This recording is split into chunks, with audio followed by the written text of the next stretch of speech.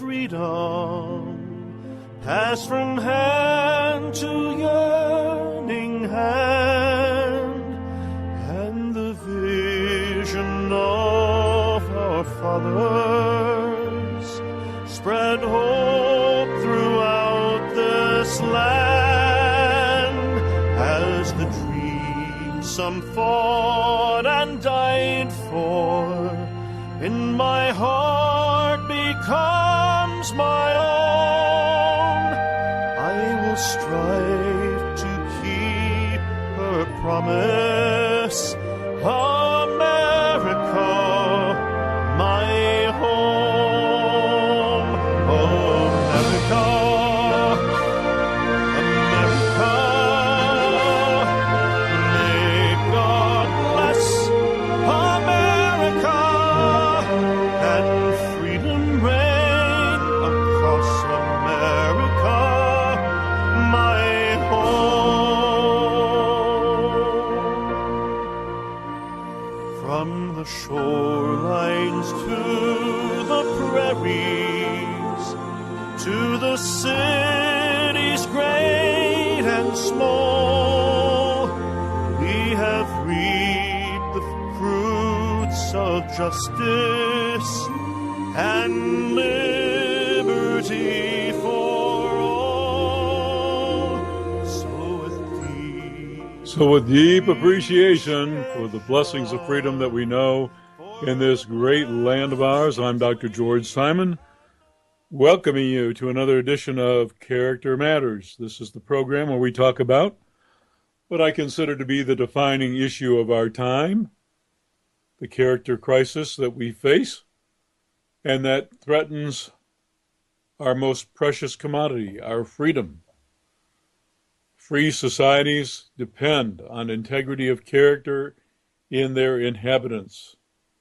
We can't function with our freedoms. We can't maintain our independence. We can't live a life free of government intrusion, micromanaged by rules and regulations. We can't do that unless we are rock-solid people with our own internal moral compass that guides us and keeps us on the right track. Unless we have that moral compass, we are always at the risk of being told what to do, basically, and having our freedoms stripped from us. And this is the phenomenon that has been happening continually over the past 25 or 30 years or so, and it's only getting worse. The pendulum is only beginning to swing back the other way, and that's only because some folks are heeding the call, and some folks are realizing on their own the absolute fundamental importance of character, the fact that it is the very foundation of our free society. It's what will keep us safe. And because of that, the tide is very slowly turning, I believe. At least I hope so. And toward that end, I do my part.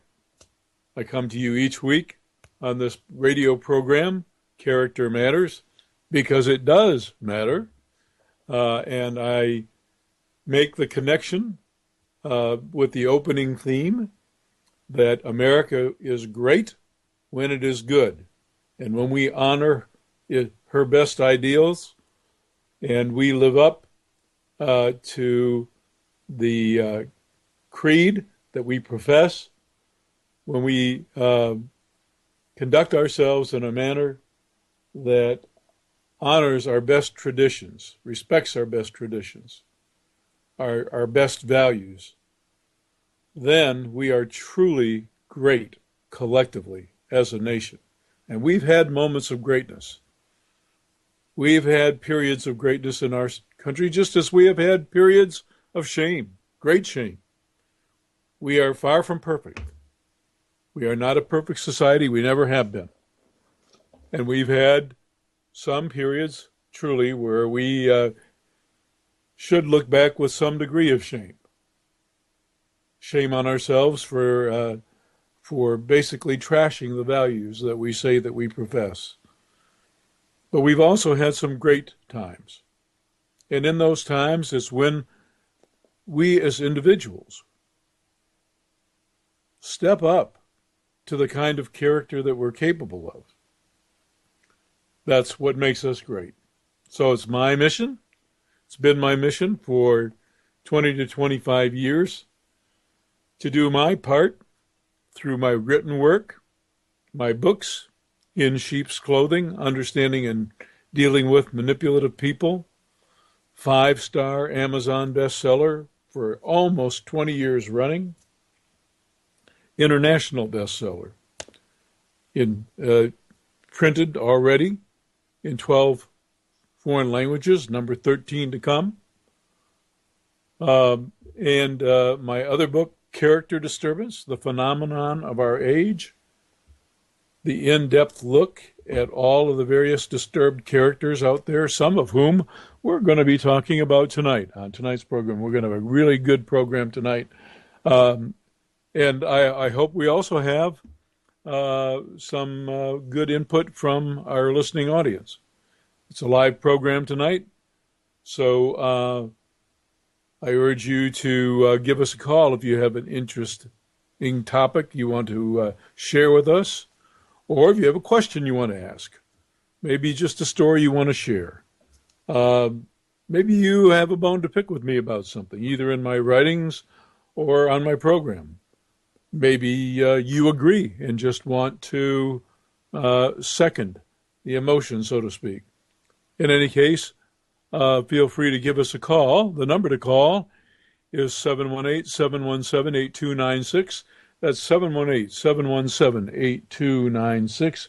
Happy to take your call.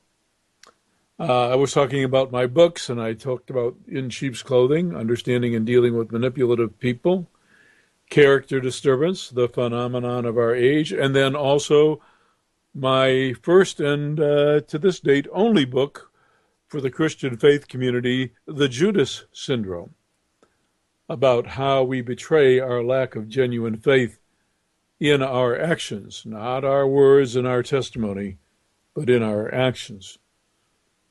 And that isn't the only thing I do to get the word out there about character and its importance for our society. I blog, publish an article every week on my own blog at manipulative-people.com. That's www.manipulative-people.com, one of the country's most popular blogs. I have to say something about that, though, because kind of messed things up, I think, for some regular subscribers and readers of the blog. I didn't mean to. We had to upgrade the blog some time ago, just a few weeks ago.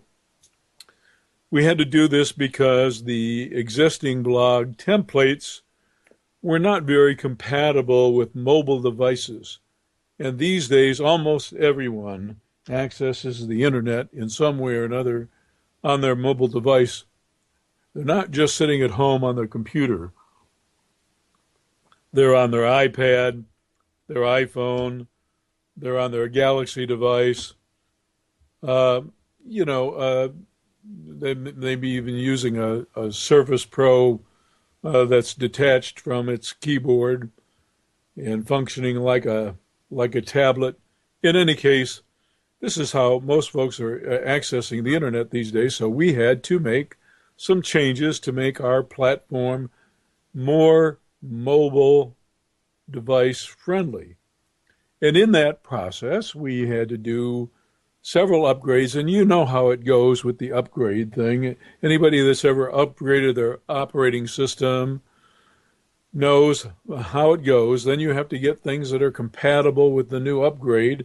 Some old programs don't work, some old plugins don't work. You have to change everything. Well, this is exactly the problem that we inquired. So we incurred this problem that we upgraded the site, and then we were forced into a situation that we had to upgrade our subscription service. Well, I got to tell you, manipulative-people.com had thousands of subscribers.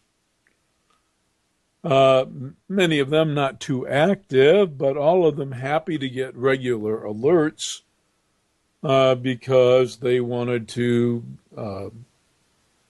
be apprised of be apprised rather of the articles that come out each week and the topics, and also sometimes to comment themselves and to participate in the group discussions that ensue.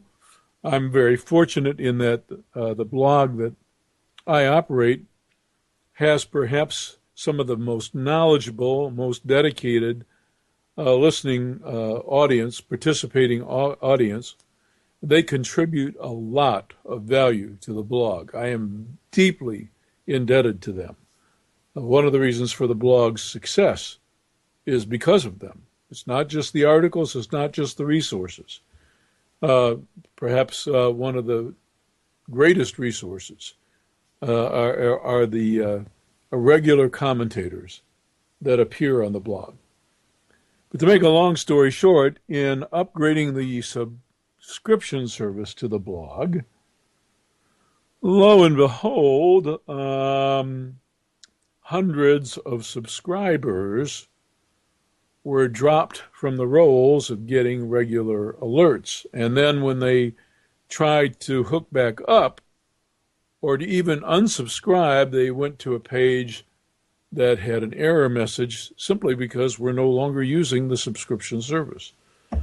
Well, this is an unfortunate turn of events, but unfortunately, it's an irreversible one. It wasn't calculated. Like I said, the revisions and the updates were necessary, but an unintended consequence was this snafu with the subscription service. So what I want to say to anyone out there listening tonight who happens to be a fan of the blog and who's been used to getting emails, alerts, and used to be getting notified when comments were posted on various articles of interest, when somebody was responding to a comment that you may have made, just want to say that you need to subscribe once again using the new subscription service. It's just like always. If you should go on the internet, surfing the internet, and coming across one of the articles, you'll see a tag at the bottom of each article, a little button where you can go to the subscription page. Also on the blog, one of the headings has to do with subscribing. So you can subscribe that way too, just using the button. But in order to get the alerts and in order to be apprised of comments and whatnot, you have to subscribe using the new subscription service. And I can't stress that enough. So I'm making the announcement again on tonight's program just for the benefit of folks. I've already made the announcement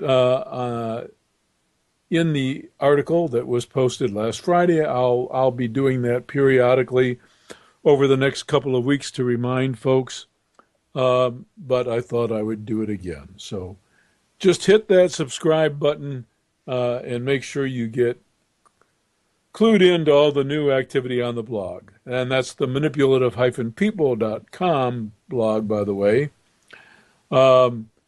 That blog is only one blog that I write for. I write for another blog titled Psychology, Philosophy, and Real Life at www.counselingresource, with two L's, by the way, .com. That's counseling with two L's, resource.com, in addition to the manipulative-people.com blog that I blog for every week.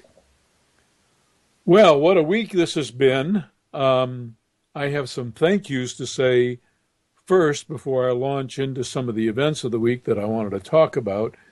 and how they relate to material that I've written about on my blog and in my books that I thought would be of interest for you tonight.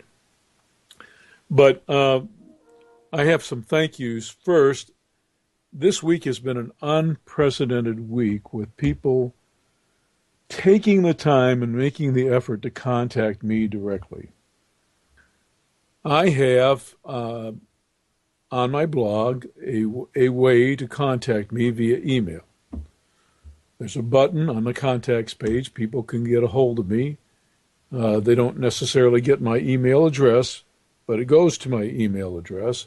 And then when I respond, they have my email address. So that's one way. But I also, in my books and on the internet, there's information that you can find if you look carefully enough. And, it takes a lot of time and effort for somebody who has read something online or has purchased one of my 3 books, has found something in them beneficial, or has had a profoundly life-changing experience as a result. It takes a lot of time and effort for somebody to take time out of their busy day and craft an email or contact me in some other way. Send me a letter in the snail mail or send me a nice email. And this past week, I had more email, just kind contacts from people telling me about one of my works or another that touched them in some way and made a difference in their lives. And I just cannot tell you, that's what truly I live and breathe for. It really is. I mean, there is nothing that brings me more edification than that. When especially somebody tells me, and I've actually been told this a lot, but I never, ever tire of hearing this. One of the reasons why I wrote my first book, In Sheep's Clothing, is I knew that it would be presenting a radical perspective in seeing not just manipulative people, but all the crazy, troubled characters you're likely to encounter out there. The narcissists, the covert aggressives, the sadists, the psychopaths and sociopaths, any of these folks that you might encounter. I wanted to give a new perspective that would challenge all of the old notions that are just flat out wrong about these folks and present a framework for understanding and dealing with these folks that makes sense, that casts aside the old notions and lets you know what really makes these people tick, how they get the better of you, the tactics they use, and above all, how to respond so you're not victimized. So that's what I wanted to do with the book. And right off the bat, from first publication, I would start to get emails from folks saying kind of like, yeah, finally, it seems like somebody gets it. We thought this all along, but when we went to get help, we were made to feel like we were crazy, like we didn't know what we were talking about. And now a professional is validating just what we thought in our gut. I see we have a caller coming in. I'm going to take the call and see what's going on. Hello and welcome to Character Matters. Hello? Sorry. Welcome to Character Matters. Yeah, so I just wanted to listen in, actually. I'm sorry? I just wanted to listen in to the stream. Yes. So I guess I have to use another link, right? So I guess I don't have to call in. Sorry. All right. Thank you. Okay, thanks. Bye. Bye. Well, a call that wasn't a call. But if you want to call in, I'm happy to talk with you. And the number to call is 718-717-8296. That's 718-717-8296. Where was I? Oh, I was talking about the framework and how presenting a different framework, one that really resonated with folks, is what got people responding and calling and emailing me and telling me, yeah, we always felt this, and now we feel validated. Well, ever since the publication of my first book, almost 20 years ago now, and through the publication of my second and third books, and through my blog articles and my numerous workshops across the country, and by the way, which I'll be doing again starting this fall, all kinds of email and calls and letters started coming in, and I so appreciate when people take that time and make that effort. It is so validating.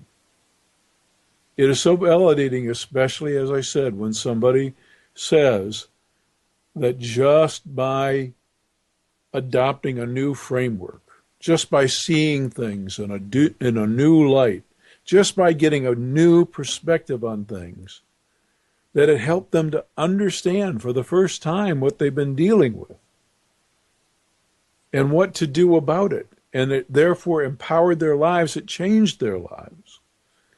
And I just can't tell you, there's nothing more edifying than that for me. That's why I did what I did. That's why I've done the work that I've done. So thank you to those many folks. I even got 2 folks this week who emailed me specifically about the song that you hear at the beginning and close of the program, Anthem for the Millennium. That always edifies me. But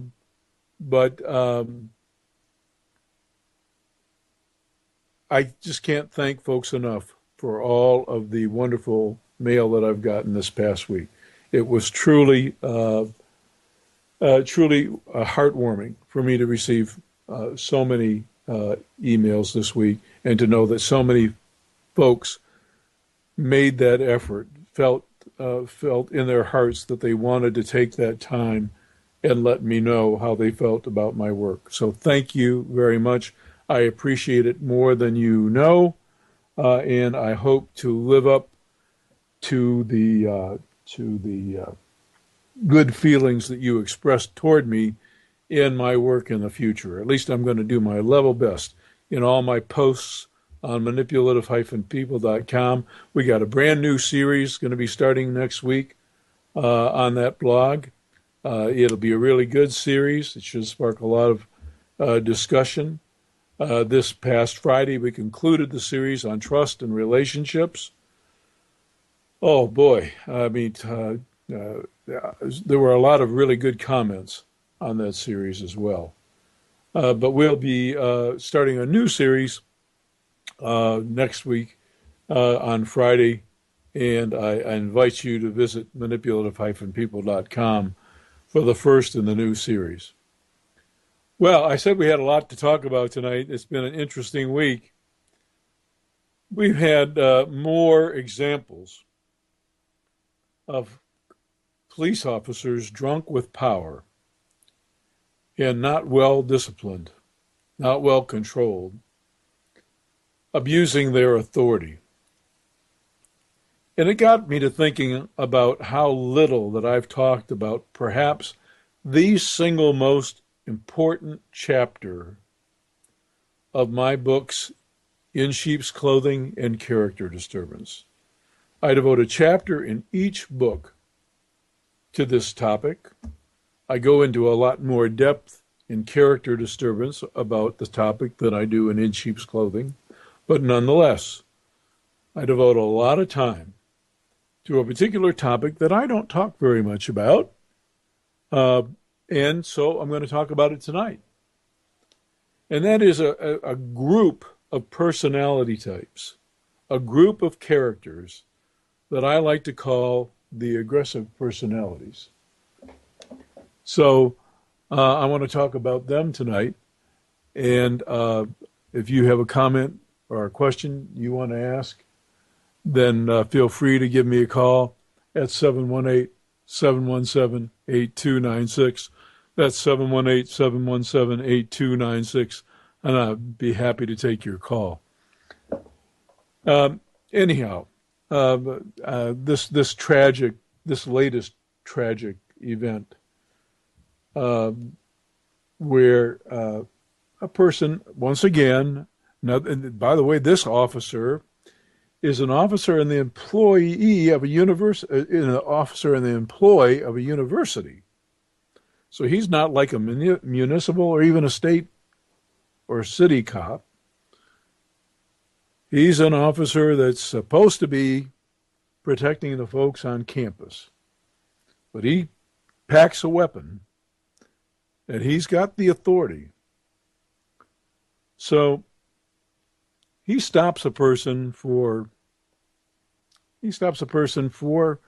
perhaps a technically legitimate reason, but for really a reason that is not much of a reason, driving without a front license plate. Well, in some states, that's not even necessary. Some states, you don't have to have a front license plate. In others, you do. So technically,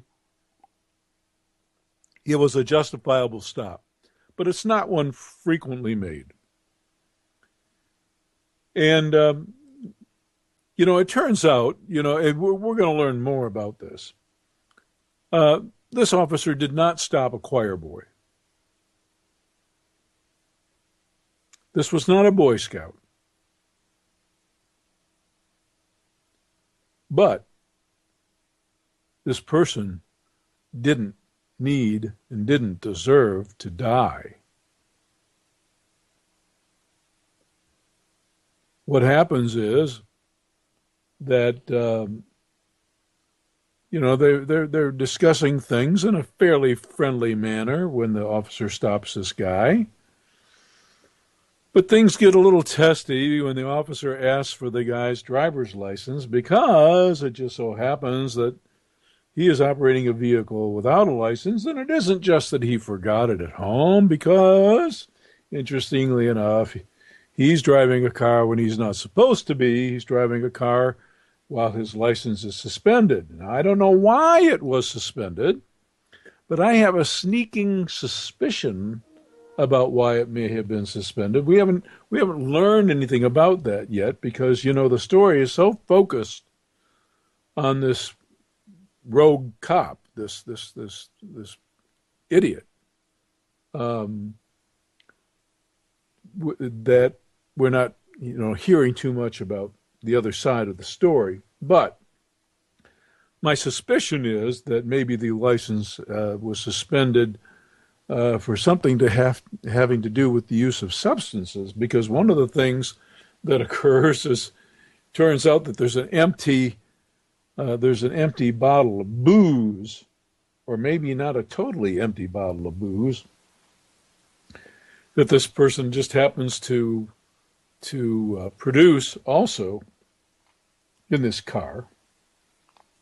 But to make a long story short, as things are becoming a little testier, and it's clear that this guy is likely to get in more trouble than just a warning for not having a front plate, he decides to take off.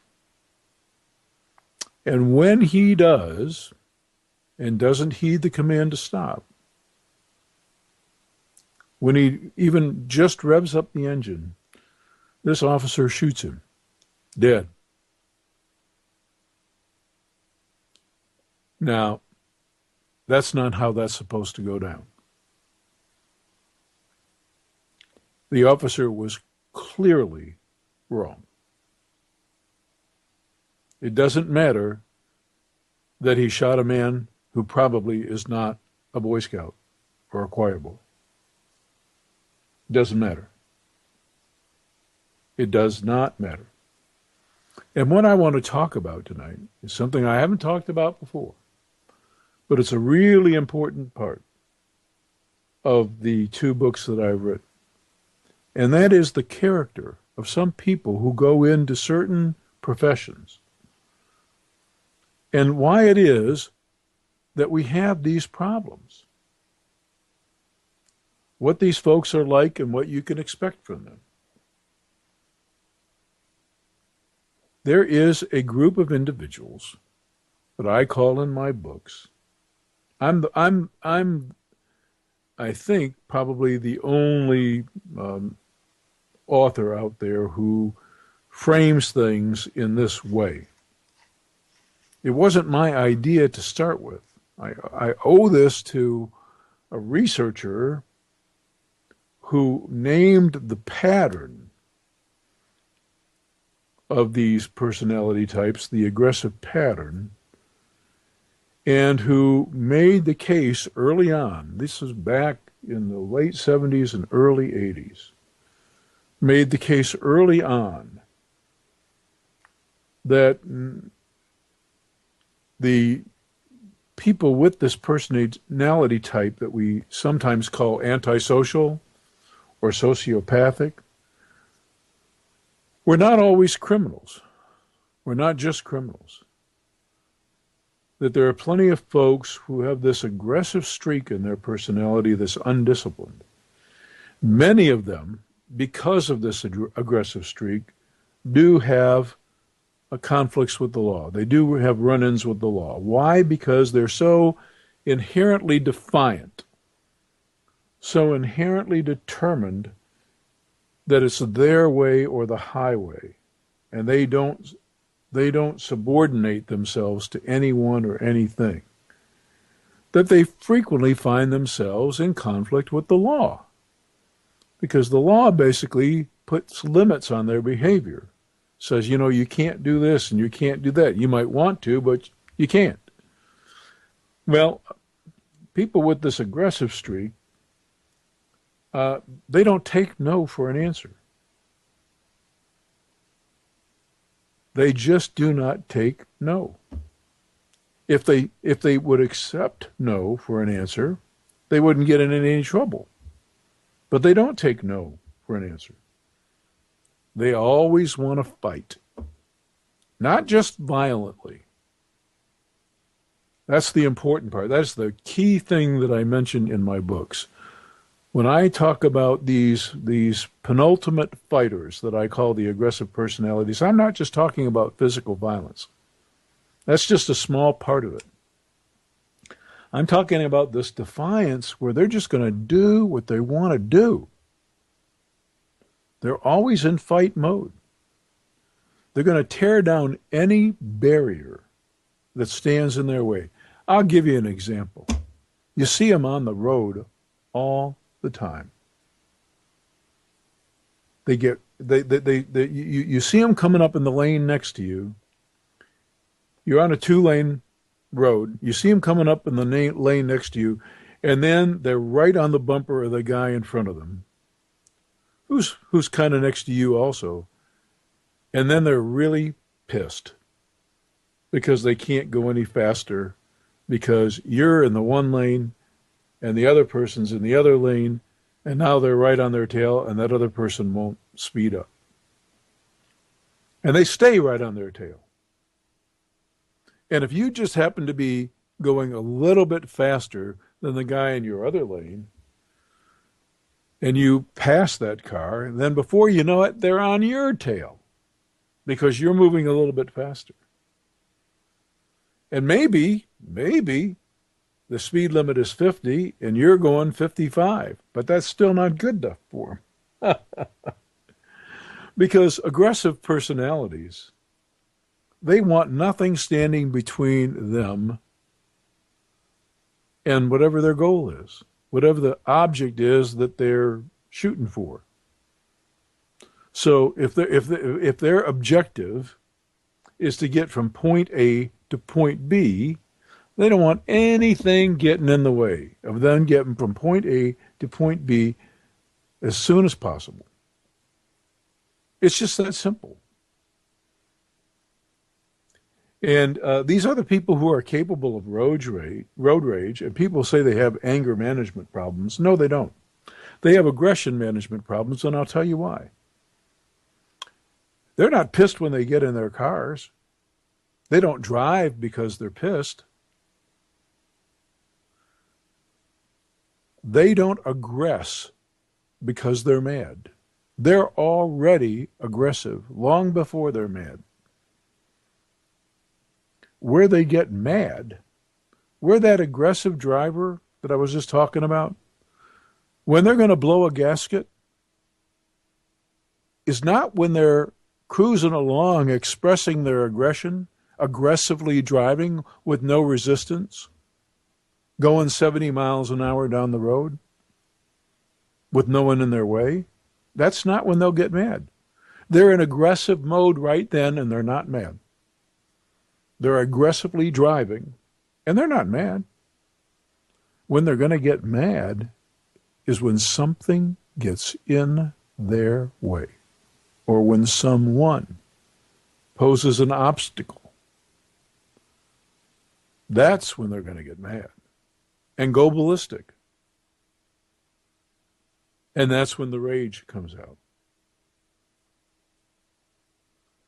So the problem that we have here is we have all these programs set up to help people deal with their anger, and we have virtually no programs that address what's the real problem. And the real problem is that some people, in their personality makeup, are just overly aggressive. And once again, I'll say it again, over and over again, we're not talking about just violence here. Now, make no mistake, aggressive personalities can be violent. But that doesn't mean they have to be. And most of the time, they're not. But it does mean that they always have to have their way. What do they want? What they want. And when do they want it? Now. That's the kind of personality I'm talking about. Now, in my books, in both In Sheep's Clothing and in Character Disturbance, I outline what no other mental health professional has done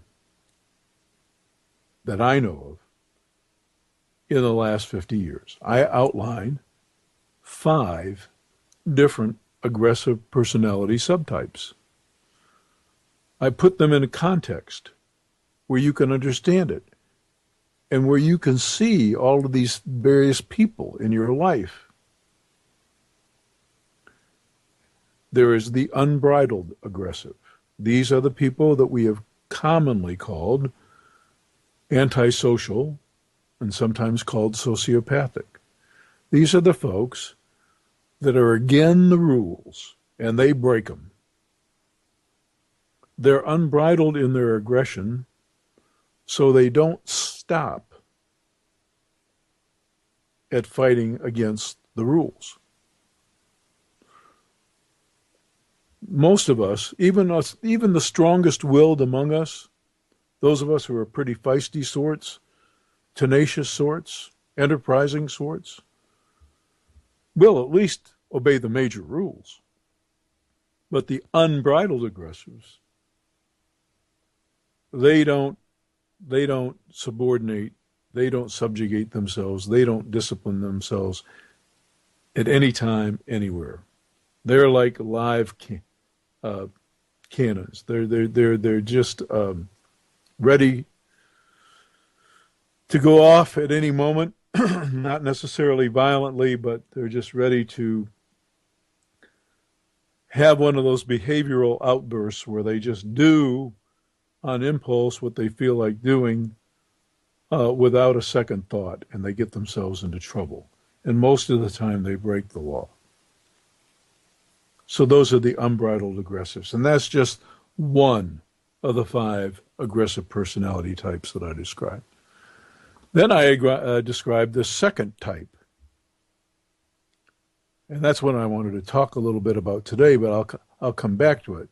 The second type I call the channeled aggressive. And what I mean by that is there are some folks who will deliberately and with awareness channel their aggressive predispositions in socially acceptable ways. They're every bit as incapable or unwilling to subordinate themselves in important situations as any of the other aggressive personalities. However, for practical reasons, they will generally obey the major rules, and they will generally confine their aggressive predispositions to socially acceptable outlets. They'll channel them. For example, prize fighting. Okay? Now, these days, of course, it didn't used to be this way, folks, but these days, because there's so much character disturbance, most of the thugs in the ring were thugs otherwise, too. In other words, they came off the streets and they were doing things that thugs do on the streets. But channeled aggressive personalities don't have to be that way. They don't have to be fighters and rebellers against the system and against the rules.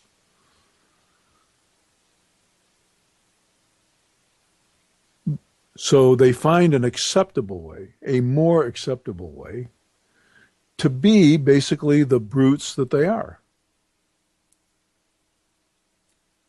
They still have a lot of the same characteristics. They're power-oriented. They want what they want. They will not be denied. They'll tear down any obstacle in their path. So you can see where I'm going with this. And we'll come back to this in just a minute, but I wanted to first get in the other three aggressive types, and I'll come back to this, because people sometimes, not all the time, people who have this aggressive predisposition will gravitate toward fields like the military, law enforcement, professional sports, especially where there's high competition involved and high physicality and the chance to really rough somebody up. Folks with these personalities will gravitate toward those kinds of enterprises. Now, I am not saying, let me make this very, very, very clear.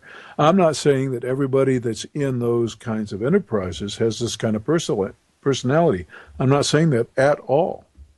I'm just saying that people who do have this kind of personality, they gravitate toward these positions because these are ways that they can exercise that unbridled aggressive energy in a channeled, more acceptable way that won't get them into trouble.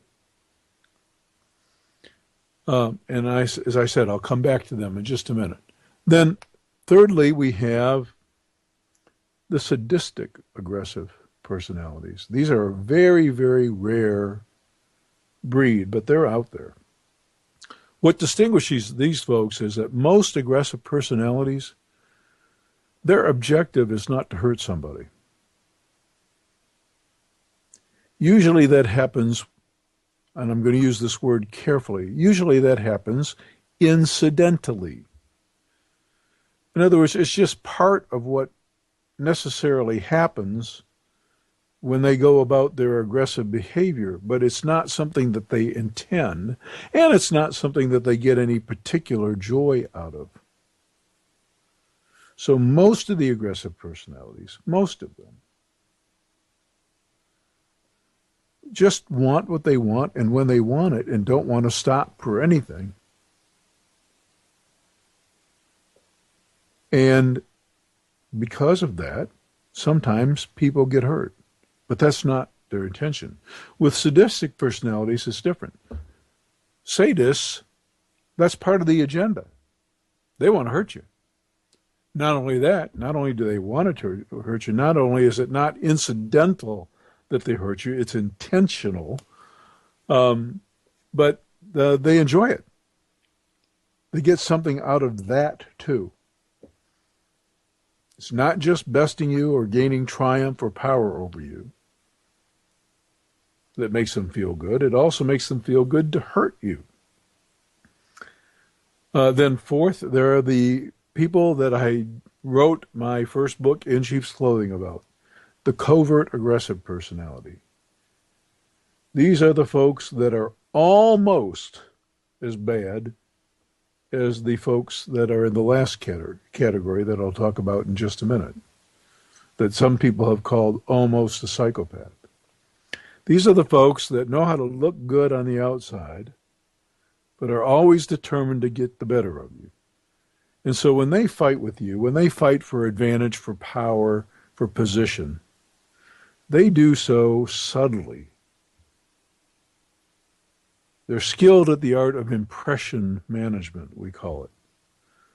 They know how to get the better of you and look good while doing it. And this can make you feel really crazy. Because in your gut, you think you know what they're up to, but it's hard to prove it. So I call them the covert aggressive personalities.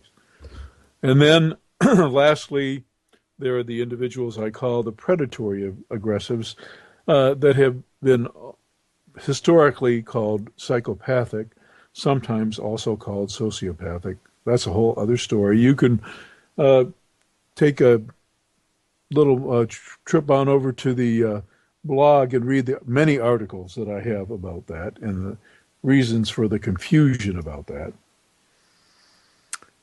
Or you can purchase my book, Character Disturbance, The Phenomenon of Our Age, or even my book, In Sheep's Clothing, Understanding and Dealing with Manipulative People. But to make a long story short, what distinguishes these folks, the folks in the last category, from all the other aggressive personalities, is their predatory intent. These folks are instrumental with their aggression. In other words, they're out to get you. And they sometimes can do so with charm, sometimes with intimidation, but most of the time they do this stealthily. They do this stealthily because they don't want anyone to get clued into what their agenda is.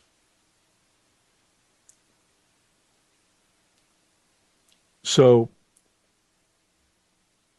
this is the last or the fifth and final kind of aggressive personality I outline. Now, these bad cops that we've been reading about and hearing about so frequently in these past few weeks, many of these folks, I take a look at their history, I see some of the trouble that they've been in before, I look at their manner, their style of dealing with folks, just the manner in which they conduct themselves, even in how they defend themselves, and the other things that they're willing to do to cover their tracks. And it's clear to me that these folks fall into that category that I talked about a moment ago, these channeled aggressive personality types. And they are frankly, they're not quite as, well, it's hard to phrase this. They are, in fact, as dangerous as any antisocial personality out there. Because you never know when that situation is going to develop whereby they're going to cross that boundary. I like to say that channeled aggressive personalities will most frequently cross the boundary of civility, will frequently break the major rules when they think they can get away with it. Because they don't subordinate themselves to any really higher power or authority because it's not really in them to submit to the dictates of society's norms, because it's not really in them to do that, and because they only acquiesce to the rules for practical reasons, they will break them if they think they can get away with it. And one of the things that we saw in this last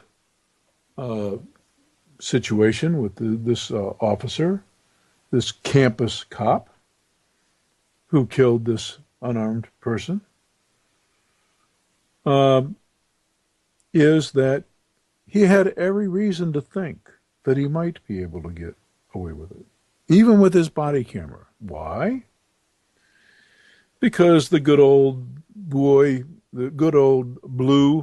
boy network was at work, and his partner was backing up some of the story he concocted.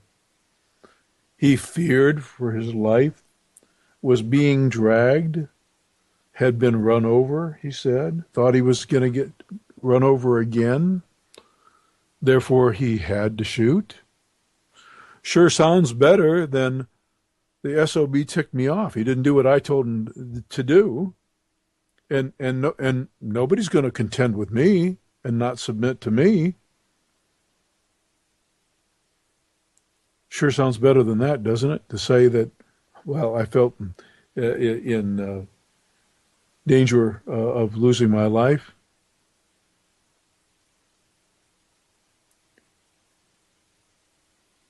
The time was, folks, not too long ago, when we routinely, more thoroughly screened applicants for civil service for personality characteristics that would predispose them to do these kinds of things. But we live in a very litigious age. And some municipalities, some states, some cities have dropped the requirement for extensive psychological profiling of their applicants. And still others have basically caved in to pressure from applicants who hire attorneys and who fight negative evaluations. So, unfortunately, these power-hungry, trigger-happy, dominance-seeking, aggressive personalities make their way into our police forces. And the end result is almost always tragic. It's almost always tragic. Because they don't really have the internal discipline. They don't really have it.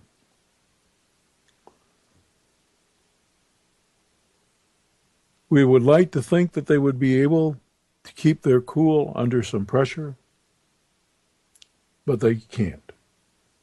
They don't have what I call the internal brakes. And because power is the name of their game, because they are always going to aggressively pursue their goals, and because they are not to be denied, nobody says no to them. There's always trouble when they encounter resistance. You can count on it.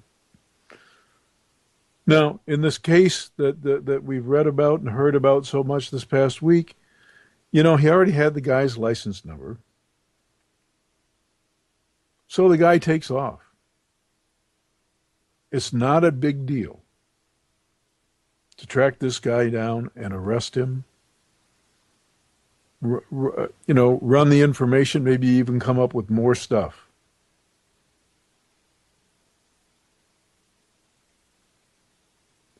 But what really happened is that somebody said no to an aggressive personality wearing a badge. And there's nothing more dangerous than that. And that's what happened. So there you go. I just explained that scenario to you, hopefully in a way that makes some sense. You've met these types. You know these types. You've seen these drivers. You've had these bosses, these take no prisoner types who have to have their way. They're dangerous in relationships too. Nobody tells them no. They dominate in their relationships, and when their dominated relationship partner finally has had enough and says, I'm out of here, I'm over and done with you, I am so over with you, I am out. When they finally say that one great big no, you think these people take that no easily or willingly? You think they accept that no? Hell no. They don't. Their comeback is, it ain't over till I say it's over. And we see these things, these scenarios with people like that play out in these murder-suicides all the time, especially in abuse cases, where the aggrieved party has finally had enough, is ready to get a life, get away, finally leave the schmuck, and then the schmuck says, oh, no, you don't. If I'm going down, you're going down. So it takes them out. And then when they realize that because in taking them out, the jig is up for them, and their life is now over, rather than submit to the authorities and have to answer to the public and to the law, and rather than be deprived of their freedom and have to pay the price, they take their own life. Not because they're depressed. It's the ultimate control act.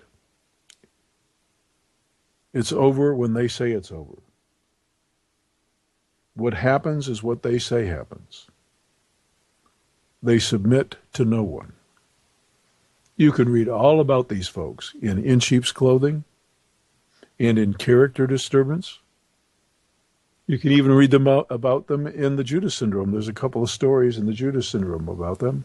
And you can read them about them in many articles on the blog at manipulative-people.com and on the Counseling with 2L's resource.com blog as well.